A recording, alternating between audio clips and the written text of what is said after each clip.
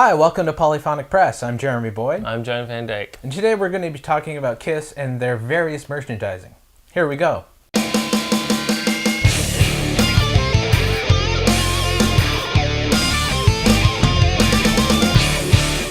So, Kiss has recently opened up a restaurant. I guess not too recently, maybe a couple months ago or maybe a couple years ago. I think it's been open for a little while, Yeah. but they've expanded. They've expanded a little bit. It started in Southern California and expanded to. I think it said they had one in Albuquerque and one in near Kansas, and so this brings up the question of where do you draw the line for merchandising when really a restaurant, it may have a rock and roll theme, but it really doesn't have anything to do with music. You have restaurants like the Hard Rock Cafe where they have like merchandise, and it's a pretty cool place. But like no individual band, I don't think, really owns their own restaurant. None that I can think of anyway. Well, apparently John Bon Jovi has one. Yeah, he That's a little different. It's a little different. It's not as It's not businessy. It's not as a tool to push. It's not to make Bon money. Jovi, Basically. so. It's not. It's to help people who in need. So that's a little different. That's more of a charitable kind of thing Organization. than an actual business, I guess. And but I mean, Kiss has always been in the game of merchandise. You can get a coffin with Kiss on it. You can get condoms. Yep. You can get. At one point, they had their own Visa card. It just crazy stuff, and I guess it started in the 70s. They had like pinball machines and dolls and their own makeup and stuff. But I mean, Kiss has never really been a band that is just about music. But I don't know, if having a restaurant is going. I wouldn't say it's going too far because they're free to do what they want, but it's just a little Chintzy. Yeah, that's the word.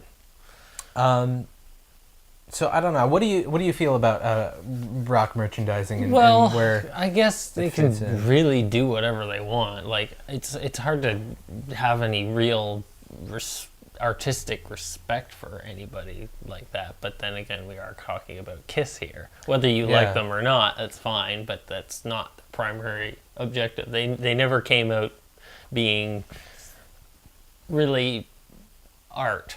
No, they like maybe a bit. It's definitely theatrics and whatnot involved, and some of them could be quite talented musicians. Oh, I mean, Ace Frehley is an amazing guitar player, and his solo stuff is really good. That's the other thing about Kiss too is they won't let Ace they're recently inducted into the Rock and Roll Hall of Fame this year, and they said that Ace Frehley and Peter Criss were kind of kicked out of the band. Sort of. It's a lot of details. I won't get into it because we don't have enough time. But basically, they won't be like the Rock and Roll Hall of Fame is, even if the band is broken up, the original members get back together. They play a few songs, just for the one night. You put aside their personal differences for one night and celebrate their career. But only two bands that I know of have not gotten back together all the original members. One is the Faces, but that was because Rod Stewart was sick with the flu. He wasn't able to do it. And the other was Guns N' Roses. Refused to get back together. I think they had a on-stage sort of mishmash of a whole bunch of people playing Guns N' Roses songs instead of the actual original members getting together and playing the song. And now Kiss, I guess, are the ones that won't be getting back together to be inducted into the Rock and Roll Hall of Fame. So I think Gene Simmons in particular, and Paul Stanley to a certain extent, don't see Kiss as a band. They see it as a business. Which, I mean, again, this is, the Western world. This is North America. They're free to do what they want. But don't pretend that it has anything to do with music when music is just an aspect of your business. Yeah. And that's kind of the problem that I have with Kiss a little bit as well. And I mean, Gene Simmons is an asshole. I'm just gonna say it. Yeah, he is. Well, But it's funny with all the merchandising that Kiss puts out.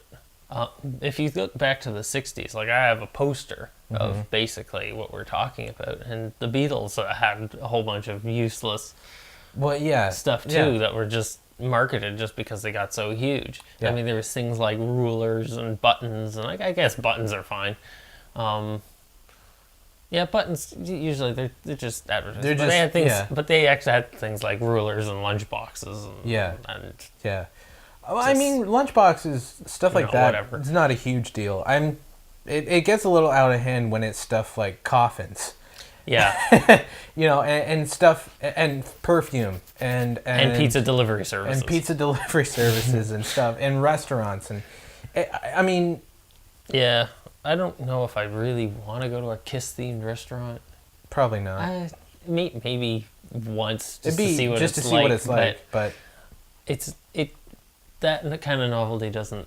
I'd sooner go to a Hard Rock Cafe yeah, or even if I were looking for rock and roll themed food. which I'm not. I mean, if I want to Not go to a necessarily. good restaurant, it's because the food is good, Yeah, not I want to necessarily. go. Although Hard Rock You- Cafe has some good stuff. They do. Yeah, they do. they- So anyway, let us know what you guys think about Kiss and whether they're going a little too far with this restaurant. Are they perfectly within their step? Let us know in the comments. You can check us out on Twitter and Facebook. Follow John on Twitter at Funky Dutch. And yeah, be sure to subscribe so you know when we post new videos. And that's about it. I'm Jeremy Boyd. I'm John Van Dyke. Take it easy.